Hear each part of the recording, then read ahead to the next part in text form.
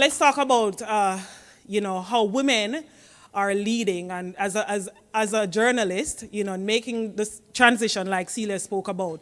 Women are winning in all forms. I mean, when you look at the recently concluded Boys and Girls Championships, and you look at the 100 meters Class 1 girls, if you went to the stadium or you didn't go to the stadium, that's the event you all knew about. If I was to ask if you were paying attention to the male 100 meters, Uno don't even remember who win, and that is okay, that is okay, that is okay. But the women 100, the girls 100 meters were really the focus, last week. And I think that it's telling about the women and how we're making our way and taking up space in sports, whether it be competing, whether it be the backroom staff, whatever it is that we're doing, we're winning, leading, running Puma, beg your shoes now, Juliet. I don't know, whatever it is that we're doing. Marva Bernard, I always trouble her. She has so much time to lead. Elaine Walker-Brown, being a part of the JFF, a dominated male space. But she's there, the girls love her, everyone loves her. So Cara Long taking time and stuff, getting the times right upstairs so that the sites have it. So women are working in all other areas, whether you're seeing them or not, they're there. And that's massive about the space that women are taking up in media and in every aspect of sports. It can't just be one place. Has to be every place, and we have to look out for each other. Another perfect example of about women and how good we're doing. The 100 meters women, again, last year at the Olympic Games, people watched the men 100 meters, but since Usain Bolt, left, everybody's like, so what the next person that's going to take over? Mind you, there are people competing for us. There are people competing for the men in other events. But Usain is not there. Nobody cares about the 100 meters for men, really. But guess what they cared about? The women's 100 meters, Elaine Thompson-Era, Sharika Jackson, Shelley and Fraser Price, and all other women with how well they're doing. It wasn't just our 3 Jamaicans. The event was the marquee event. And not only because our Jamaicans were winning, but because of the times that were being run by the women. And that's important. The women, we watched for most part because of Shakari in other areas, whether to see Jamaicans are going to beat her or what she will do. So like I said, the women are really rising, and we're rising in different ways. I know personality is a really big thing. And people used to say, oh, but she's not this enough or he's not that enough.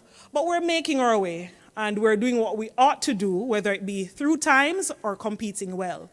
No to other things, no. We're the footballers inside here. Oh, right? So the last time, like I said, I will get to the whole fine print about women in media.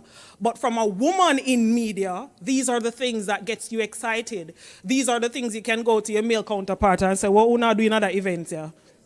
Well, not do yes, not to diss the men or the guys competing, just saying that the women are really stepping up and they're showboating, and we love it. So the Reggae boys last qualified for the World Cup in 1998. Now the campaign has ended for our current Reggae boys team not being able to make the World Cup. Love them just the same. It's tough being out there. It's really hard for you to just get up and beat teams and make the World Cup qualification. But guess what? The Reggae girls made the World Cup in 2019. They dropped out in the first round. Nothing wrong with that. Nothing wrong with that. We got there. You have to start somewhere. But guess what? No. Last night at Savannah Park, the Reggae girls had a 5-1 victory. 5-1 victory against Dominica Republic, it was a top of the table clash. Now what that did was to push them further. They're now going to the qualifications in July and look to see if they will be able to make the World Cup again for next year, 2023. That will be in Australia. Now that you can't make the World Cup if you're not inching closer. So the women are inching closer for a second shot at going to back-to-back World Cup, and I think that should be a big highlight. The focus needs to, as much as we give to the men, the women are now showing that we deserve. And I want to see corporate Jamaica stepping up to give to the women because they're performing. The Sunshine Girls, the resources that they lack. Hi, Marva. Hi, Connie. The resources that the Sunshine Girls lack, they're not unique. Let me say that first. The Sunshine Girls are not unique in terms of what they're lacking, because Jamaicans do not love sports. They're wagonist. However, if you're winning, some will jump on board and give. I'm not a marketer. I don't want to be. I know Gillette spoke about that. I have no interest in being a marketer. But my love for sports, oftentimes leads me to think that, but they're performing. Why can't you give them $50,000? Me cheap. So me can't go say, boy, I beg $500,000. I'm afraid me turn off the people them. So me cheap, I will stick with 50,000. And if 5 people give 50,000, how much that? You do the maths. So I believe that based on how our women are doing, especially as team sport, that be the Reggae Girls and the Sunshine Girls, I think they deserve better. I think they deserve more. And like I said, I leave Elaine and Marv and Connie and everybody to say, boy, I would need more than 50. But I will start with 50 because it's 50 more than you had. And like I said, it's always disappointing whenever the women teams are showcasing. They're carrying the sport on their back, and they pretty much get nothing in return. A lot of our girls, both for some of the women's in the Reggae Girls, the women in the netball team, they have to work to make a living other than the netball because it's semi-pro, the Sunshine Girls team. So many elements. But nonetheless, guess what? Whenever the camp is called, they're there.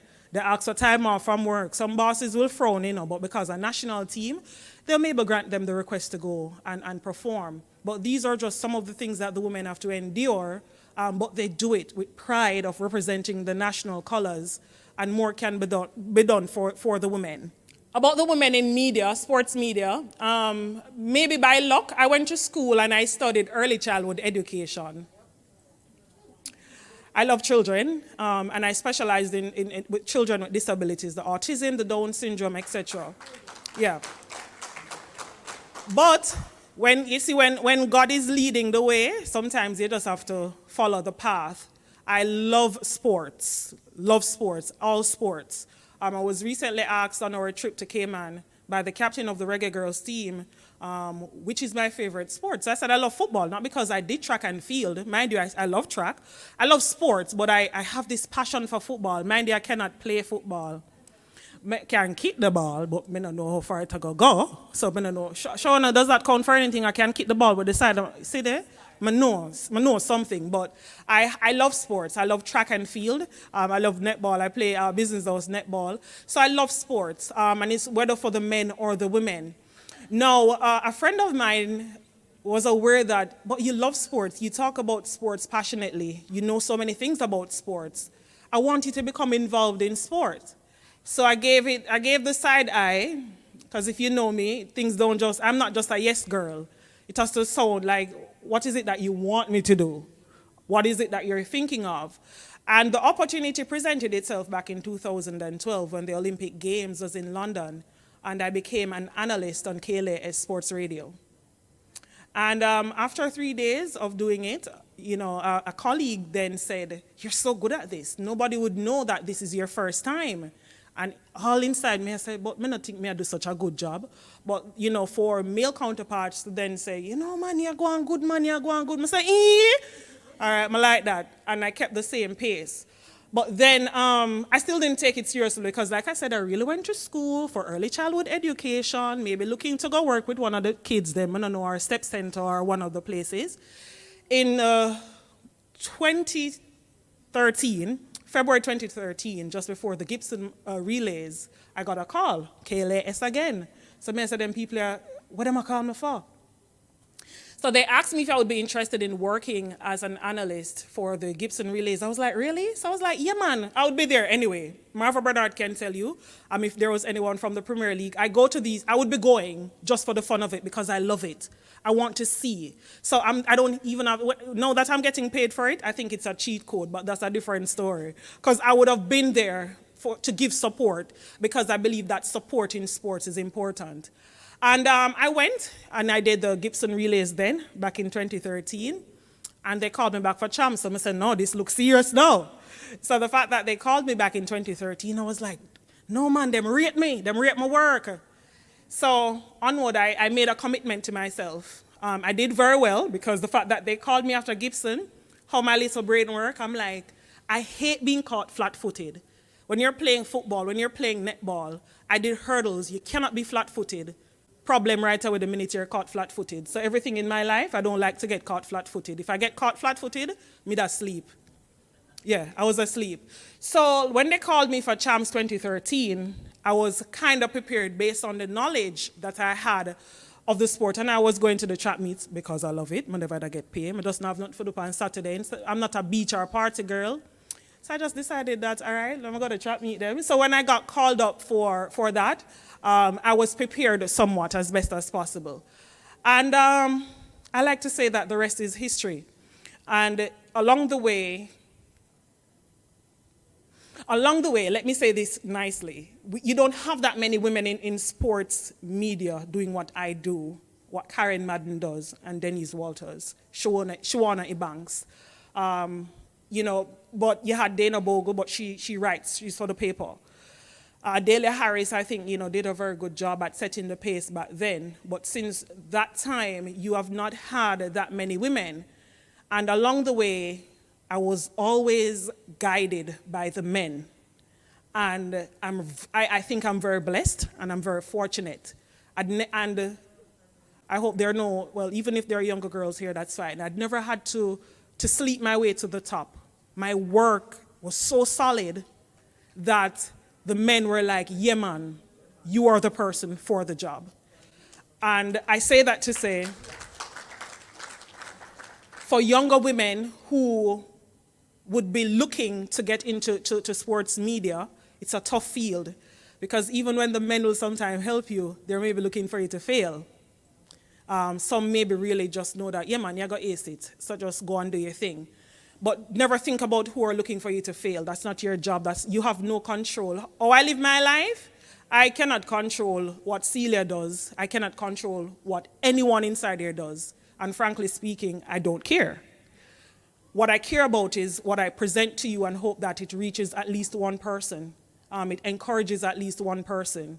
Because in sports, you will learn that it's a one-person job. It's a one-person's, you are on the field, even if you're in a team sport, you have to do your part in order to help your team.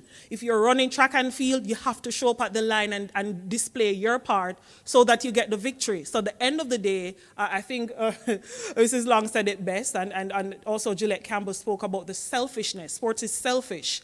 And let nobody tell you otherwise. Too many people want to be friends when you're on the line. When you're on the line, you have no friends. Treat your job as such. When you're doing your job, you zone in. You get the job done. So when I got redundant in 2020 from TVJ, and people kept asking, you okay, you okay? I'm perfectly fine. I did my job. They had to cut numbers. The pandemic is on. Whatever reason they had to, I again, respectfully, I didn't care. I did my part, and I trust my work will always see me employed like Jose Mourinho. I trust that my work. If you follow football, you know Jose. I mean, the man is, yeah, but you have to trust in doing your work and getting it done for you. Everyone else falls secondary. You have to do your job. On the track, do your job. On the field, do your job. As a manager of a team, do your job. As the president, do your job. It's always on you. And I think that for women, we do very well, sometimes, let me say that, at doing our job. And we oftentimes don't complain. The men complain a lot. Men, respectfully, we don't complain too much. But the women, no, man, we do our job, man. You know why we do our job? Because we are now seeing our way in areas of sports where nobody or women were before.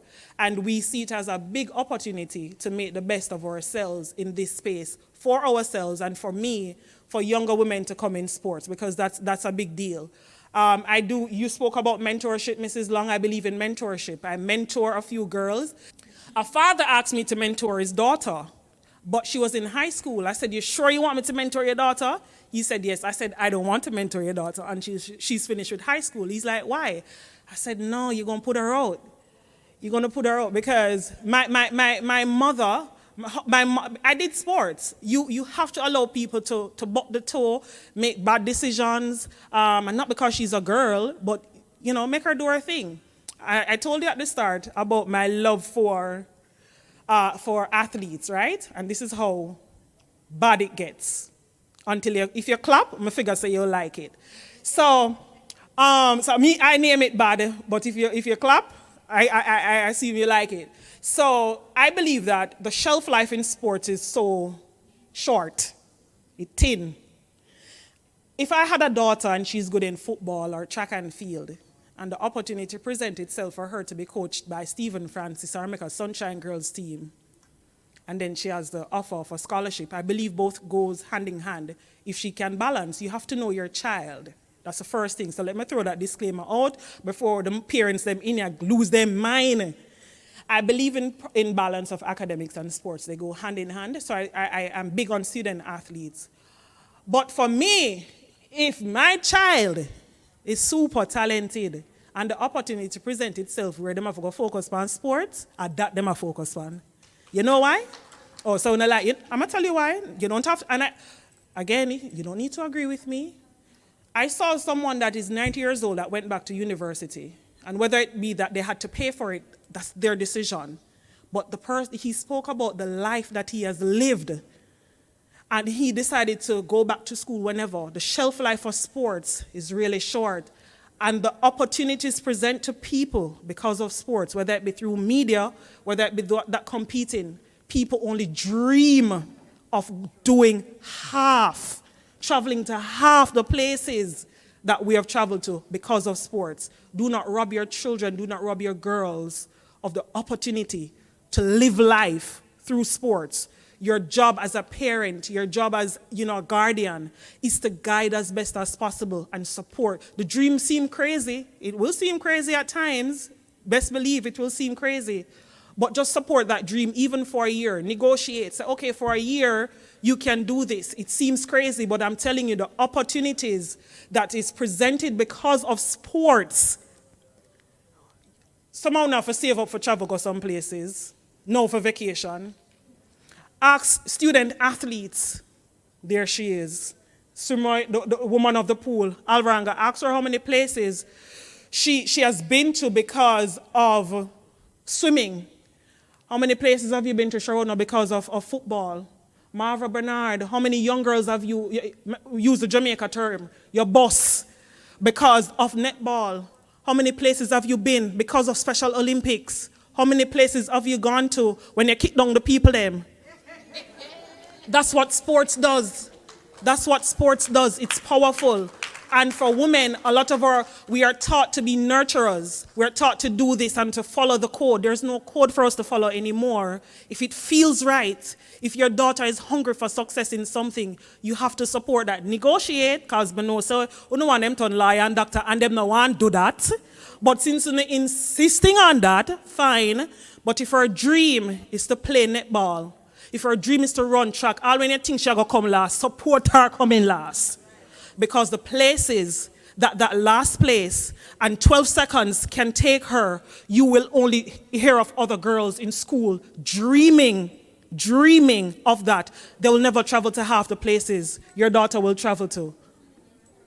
And the network, there you go. See? So it's not so crazy. It's not so crazy. So when I clap, so it's not so crazy. My final take as a woman in media and the evolution of us, like I said, we're growing, glowing. Yeah, we're glowing, we look good. And doing all that we're supposed to is to corporate Jamaica, the government, and every other person involved. I think that there are too many women who sit on the board of companies and do little. I know not everyone will be big and bad and bold like me and have broad back and thick skin. She was my mother, so to speak, when I made my first national team, my second national team, Mrs. Long. So she know me stay from a long time. Mrs. Bernard, know the kind of person I am. I must speak it like it is. If you don't like it, deal with it on the Lord. I don't know. We're adults, we'll be fine. But as women, I think that it's disappointing when I check companies and I hear that, that is Celia Walters sit on the board. Mr. What you mean by she sit on the board? She like the third in the chair or she first in the chair? When I hear that a company as a woman leading the chair and she does nothing for women's sport, I lose it. They do nothing. Disappointing. But make one school, one all-boys school, or something come and come beg some money, them run and give it. I don't like that. I don't like that. Because I think that the women, we have now earned, we are doing all the work necessary that is deserving of what the men are getting. And whether that be in media, whether that be in management, whether it be on the field of play, we deserve. And I just want corporate Jamaica, I want the government to do more. And it's not just for women's sports, it's for sports in general, because one helps the other, right? One helps the other, because if you give an association money, look who will trickle down to it. We know we might get the check, you might get the check, Ilian will get the check, and your Excelsior come now, Ilian, see that check for $500,000 for the girls. Then the people them will get the check, for example. Next thing the people, listen, for example, this don't happen because Excelsior not give no money to Elaine, just who are listening, because Jamaica people take things wrong enough. Exactly. And now so it go, example. And say, see the money here for the Reggae girls. Then you know we only get on, the Reggae girls only get 100,000. No. Even so, give the money. Liquor will trickle down to the women's sports because they're deserving of it. The women in the workplaces, the corporate companies, and the other sports areas take up space. So what you have to say, and all when voting time comes and them vote you out, guess what? You can't say it with my chest. What you going to do about it? When people push you out of something, when people push out women out of something, you know, don't make it big because you sit down in the third chair and said nothing, you know. I would be upset if you fired me for doing nothing. But let it be a case that when you push me out, you can say, by the grapevine, say, you know, sir, because she did say that, make them push her out. Yeah, because you're going in the right path. You're lobbying for the right things. And more women need to start lobbying for more women. Women need to start lobbying, championing other women, encouraging other women. Because the others might root for you, you know. The others might root for you, but them do it half-heartedly. Let me say it again. Some, the way know that he can call on Trishana or send Trishana flyer Tuesday evening to say,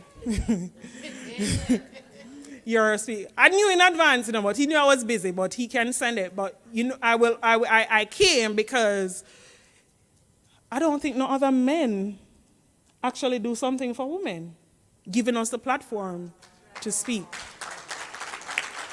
So, I know because he coach Girlz and think the football team, volleyball team, all sort of stuff, you know, but still, big up yourself for doing that. So, ladies, my final take, and to the men, hi men, keep encouraging the women because like I told you, since 2012, every step that I've made, I've been encouraged and given the opportunity by a man, and I'd never once slept with anyone to achieve anything, so I have to big them up. And to the women that I've worked with in media, they too, I think, you know, those who know me, Karen Madden, that reads the sports news on television, Jamaica, very good colleague.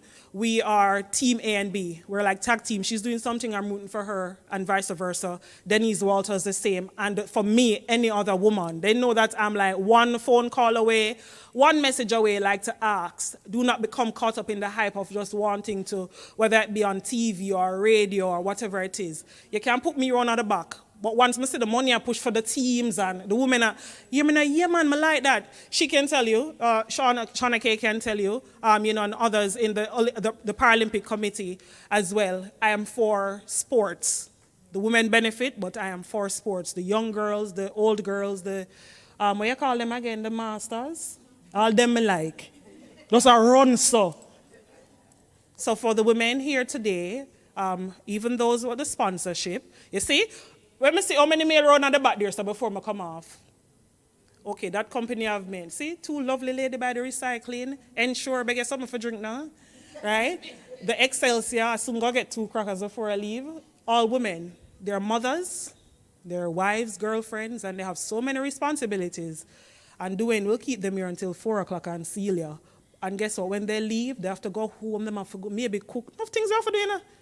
but we keep shining, growing, and glowing. Have a good evening.